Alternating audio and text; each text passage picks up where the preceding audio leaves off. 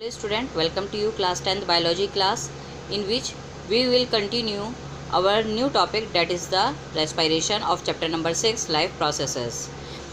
In last video we discussed about the definition of respiration, types of respiration and the differences between the aerobic and anaerobic respiration.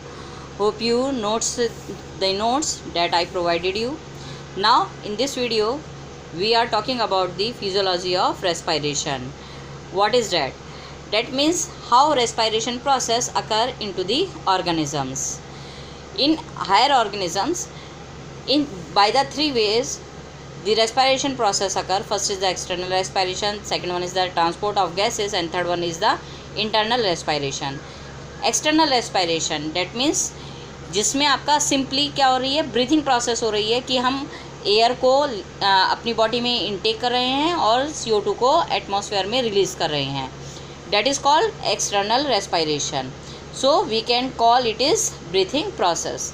Transport of gases, second one, through which we know about that how the air that we consume in our body, the oxygen from air bind to the hemoglobin pigment that is present in the blood and moves into whole body. कि कैसे जो आपका blood के अंदर वो haemoglobin pigment है वो कैसे बाइंड कर जाता है और बाइंड करने के बाद वो पूरी बॉडी में डिस्ट्रीब्यूट हो जाता है और डिस्ट्रीब्यूट होने के बाद ही वो जो ऑक्सीजन है वो क्या करती है, आपके फूड का जो भी पार्ट है उसको कम्प्लीटली ब्रेक डाउन कर देती है, जिससे आपको एनर्जी मिलती है. You gain the energy, lots of energy to do your all work. और जो थर्ड है वो है डेट इज़ इंटरनल रेस्पिरेशन, और we can say cellular respiration, because name indicate it self cellular respiration. That means the respiration process that occur in to the cells, जो cells के अंदर ही हो रही है प्रोसेस, क्योंकि हमारी ऑर्गेनिजम्स की बॉडी चाहे वो प्लांट हो चाहे एनिमल्स हो किसकी बनी हुई है, मेड अप ऑफ सेल्स. तो सेल्स के अंदर जो आपका रेस्पिरेशन प्रोसेस चल रहा है, that means exchange of gases चल रहा है, that is known as the internal respiration or cellular respiration. Now I draw the layout of the physiology of respiration. That first of all we intake the oxygen gas, or we can say we intake the air, because we don't know where is the oxygen present in the atmosphere, so we intake the air. From air the oxygen gas come into the lungs, from where alveoli choose the oxygen and bind it with the blood, and then it moves into the tissues, and then tissues to the cells, and into the cells it break down the food to release the energy. जो oxygen हमने ली है वो कहाँ आई, first of all वो हमारे lungs में आएगी, lungs से वो ब्लड में बाइंड कर जाएगी हीमोग्लोबिन के साथ, और हीमोग्लोबिन के थ्रू, या ये कहिएगा कि ब्लड के थ्रू वो हमारी टिश्यूज़ में, डिफरेंट ऑर्गन्स में, ऑर्गन्स के अंदर जो टिश्यूज़ हैं उनमें, और टिश्यूज़ के अंदर जो सेल्स हैं उनमें वो पहुंच जाएगी, और पहुंचने के बाद वो अल्टीमेटली अगर डाइजेस्टिव सिस्टम में जा रही है तो वहां जाकर वो हमारे फूड को कम्प्लीटली ब्रेक डाउन कर देगी, जिससे हमें एनर्जी मिलेगी to do all the work. इसी तरीके से जब आपका फूड का ब्रेक डाउन हो जाएगा, क्योंकि what is the food, food is a organic substance, तो उस ऑर्गेनिक सब्सटेंस का जब ब्रेक डाउन हो जाएगा तो वहाँ से जो CO2 गैस रिलीज़ होगी वो आपकी सेल्स से कहाँ जाएगी, इनटू दी टिश्यूज़, टिश्यूज़ से फिर ब्लड में आएगी, ब्लड से लंग्स में आएगी, और लंग्स से वो कहाँ निकल जाएगी, लंग्स से वो आपके एटमॉस्फेयर में रिलीज़ हो जाएगी. तो it is called the respiration process, और we can say the physiology of respiration process. Now we talking about our most important topic of this topic respiration, that is the breakdown of glucose by various pathways. In this topic we read how one glucose molecule break down into the three important substances. Look here, glucose, that is a 6 carbon molecule, because what is the formula of glucose, C6H12O6. so it is a 6 carbon molecule glucose that is present into the cytoplasm of our body. जो हमारी sales के अंदर cytoplasm रहता है उसके अंदर हमारा glucose present रहता है, जो आपके हमने जैसा डाइजेस्टिव सिस्टम में पढ़ा था कि आपका जो फूड है उसके अंदर जो कार्बोहाइड्रेट है उसके ब्रेकडाउन से क्या मिलता है, finally we get the glucose, और ग्लूकोज ही हमें क्या प्रोवाइड कर रहा है, एनर्जी प्रोवाइड कर रहा है. तो वो साइटोप्लाज्म में आ जाता है. साइटोप्लाज्म में वो ग्लूकोज किस में चेंज हो जाता है, इनटू द पाइरुवेट। पाइरुवेट क्या है, that is the 3 carbon molecule. Formula उसका है आपका पाइरुवेट का C3H4O3, so it is a 3 carbon molecule.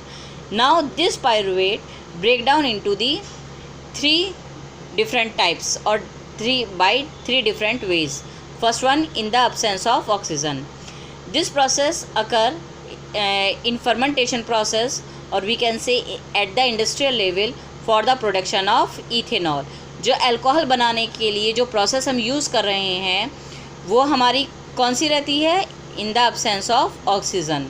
वहाँ पर जो माइक्रो ऑर्गेनिज्म है वो ऑक्सीजन की absence में जो भी हमारा पाइरुवेट रहता है उसको कन्वर्ट कर देते हैं इनटू दी इथेनॉल, जिसमें आपकी एनर्जी मिलती है लेकिन उसका अमाउंट कम रहता है। Now second is the in the presence of oxygen. जो ऑक्सीजन की प्रेजेंस होती है उसमें जो पाइरुवेट है वो आपका कन्वर्ट हो जाता है CO2 में और H2O में। साथ ही साथ आपको बहुत ज़्यादा अमाउंट ऑफ एनर्जी वहाँ पर गेन होता है, that is approximately 673 kilo calorie. Now third one is the lack of oxygen.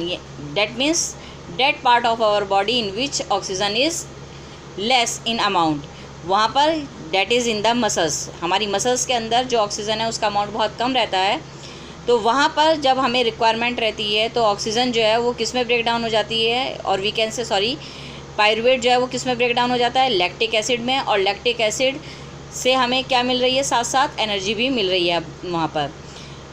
और ये जो लैक्टिक एसिड है यह कहाँ बन रहा है, हमारी मसल्स के अंदर, जब हम वर्कआउट कर रहे हैं, जब हम लोग क्या कर रहे हैं, एक्सरसाइज वगैरह कर रहे हैं। और जो भी एनर्जी रिलीज़ हो रही है हमारी बॉडी के अंदर वो किसके फॉर्म में हो जाती है, store in the form of ATP, that is the adenosine triphosphate. So we can say ATP is the energy currency of the cells. Now we talking about our third important topic, that is the respiratory organs, or we can say it is a important topic. In this topic we discuss about what are the organs that help in the respiration process. plants में और animals में कौन से वो organs होते हैं जो respiration process में help करते हैं। First of all we talking about the plants, कि प्लांट्स में रेस्पिरेशन प्रोसेस कैसे होती है या किसके थ्रू हो रही है।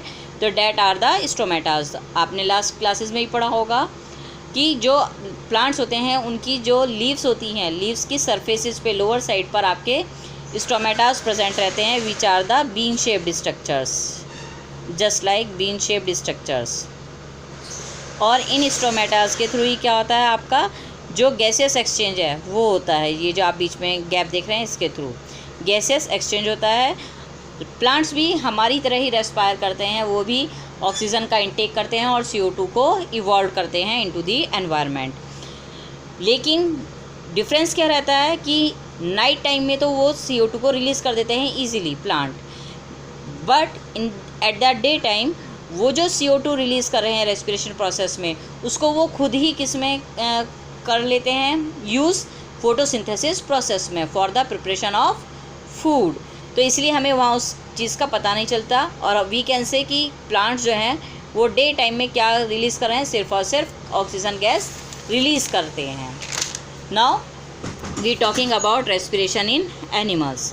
जो रेस्पिरेशन है वो एनिमल्स में किसके थ्रू हो रहा है और कैसे होता है।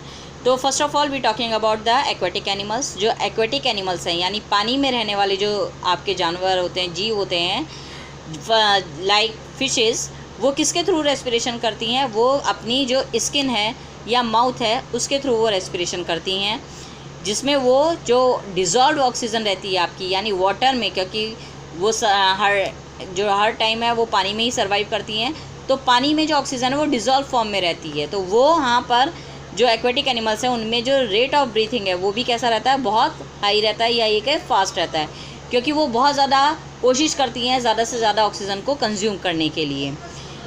जो ऑक्सीजन है वो उनके माउथ के थ्रू आ जाती है इनटू द गिल्स, क्योंकि एक्वेटिक एनिमल्स जो होते हैं वो सिर्फ और सिर्फ गिल्स के थ्रू ही रेस्पायर करते हैं, और गिल्स में आने के बाद ही उनके जो ऑक्सीजन है वही उसी तरीके से ब्लड में मिक्स हो जाएगी और ब्लड के थ्रू पूरी बॉडी में मूव हो जाएगी। टेरेस्ट्रियल अगर ऑर्गेनिजम्स की हम बात कर रहे हैं तो टेरेस्ट्रियल ऑर्गेनिज्म में आपका जो स्पेशल स्ट्रक्चर्स हैं वो आपके मिलते हैं, just like we talking about the book lungs. These are the some small structures that are present in the scorpions and spider. बिच्छुओं में और जो आपकी स्पाइडर हैं, मकड़ियों के अंदर आपके कुछ स्पेशल स्ट्रक्चर्स पाए जाते हैं एब्डोमेन में, जहाँ पर कि वो क्या कर रहे हैं, रेस्पिरेशन प्रोसेस में बहुत ज़्यादा इंपॉर्टेंट रोल प्ले कर रहे हैं. इसी तरह अगर हम बात करते हैं फ्रॉग की, तो फ्रॉग क्या कर रहा है, जब फ्रॉग आपका लार्वल स्टेज में रहता है तो वो गिल्स के थ्रू रेस्पायर कर रहा है, लेकिन जैसे ही वो अडल्ट फॉर्म में चेंज हो जाता है वो लंग्स के थ्रू रेस्पिरेशन करता है. इसीलिए हम उसे क्या बोलते हैं, we call them amphibian of the animals, कि वो एम्फीबियन है, वो पानी में भी सर्वाइव कर सकता है और आपका टेरेस्ट्रियल एनवायरनमेंट में भी सर्वाइव कर सकता है. So today we discuss about the 3 important topics, in which most important topic is the breakdown of glucose by various pathways, or we can say by 3 different pathways.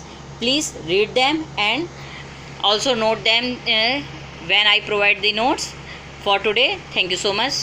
Thank you class.